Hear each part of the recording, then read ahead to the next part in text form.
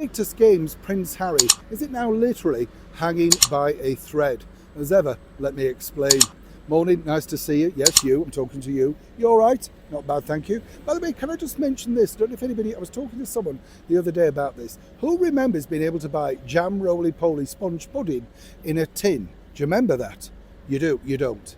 You used to, seriously, you used to be able to buy jam roly-poly in a tin and you put it in a pan for about 20 minutes, it rattled around and then you risked life in your hand trying to squeeze it out of the tin while you served it with some custard. You don't see it now, and I wondered why, maybe, probably all the E numbers in it, but you do kind of wonder why you don't see it. And this guy said to me, "Are you sure, Neil, you're not making that up?"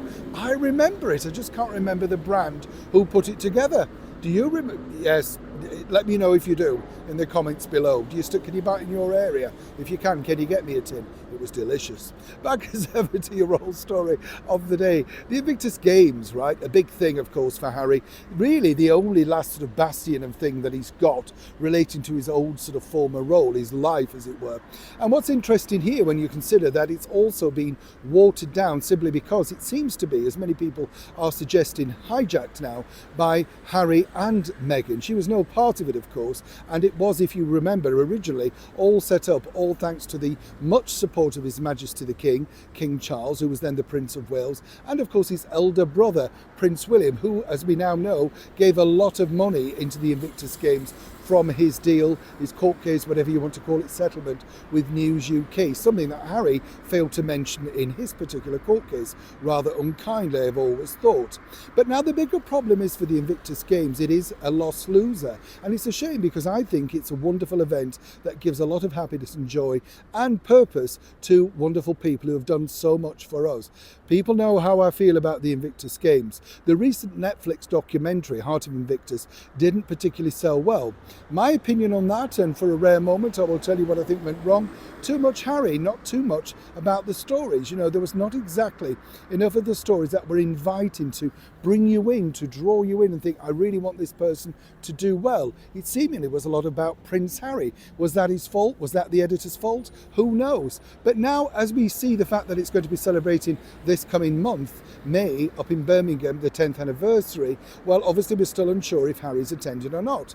But according to sources, and what keeps popping up across all sorts of digital platforms, is that Mike Tindall is now going to be the person to take over. Let me tell you the situation. Mike, a good northern lad from Wakefield, married of course to Zara, the daughter of Princess Anne, lovely couple, met them, know them well.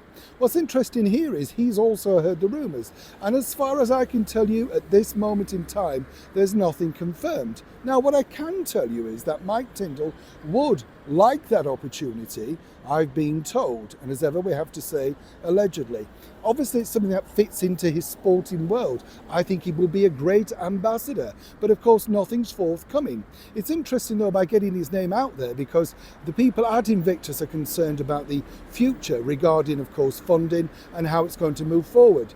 As each situation happens more and more, Invictus seems to be more about Harry and Meghan and their brand rather than of course the Invictus Games. We saw that at the last event where it was all about what Meghan was wearing. Is that her fault? Is that the fault of the media? You have to decide. But either way, for those claiming that the CEO has secretly appointed Mike Tindall, who of course was a former rugby ace and of course recently appeared in I'm a Celebrity, Get Me Out of Here, nothing is confirmed. But that's not to say in the future Mike wouldn't welcome, relish and enjoy the opportunity, once of course it was all cleared through the correct channels, which would be His Majesty the King, and then after that His Royal Highness the Prince of Wales, Prince William. Happy as ever to clear it up.